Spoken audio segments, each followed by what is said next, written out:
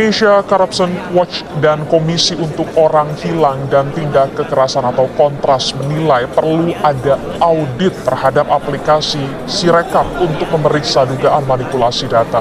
Mereka pun mendesak KPU untuk membuka data mengenai aplikasi Sirekap Pemilu 2024. ICW dan Kontras menilai Sirekap ini perlu diaudit karena ada masalah dalam tayangan yang tampil di situs kpu.go.id.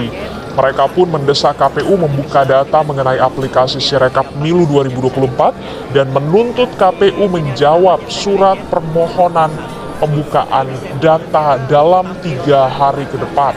Tengah dugaan kecurangan pemilu yang masif, tentu kami ingin memeriksa apakah betul ada kecurangan yang terjadi melalui sistem informasi rekapitulasi elektronik atau Sirekap. Itu yang ingin kami periksa melalui dokumen yang kami minta kepada KPU, apakah memang betul di situ terjadi ya kecurangan ataupun manipulasi ataupun tidak. KPU nanti akan membahas surat, ya semua surat pun biasanya memang selalu dibahas dalam rapat pimpinan. Nanti tentunya kami juga akan sampaikan hasil. Dalam peraturan teknis, Sirekap itu adalah alat bantu, ya, bukan alat penentu. Ya, dan dalam Undang-Undang Pemilu telah tegas dan saya yakin kita semua tahu hasil resmi penghitungan suara itu berdasarkan hasil rekapitulasi yang dilakukan secara berjenjang yang saat ini sedang berlangsung. Kami udah melihat bahwasannya pelanggaran-pelanggaran ini udah nggak pakai malu-malu lagi KPU.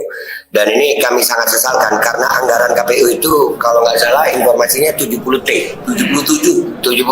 triliun ya. Nah, anggaran yang sebesar itu untuk persiapan selama 4 tahun lebih.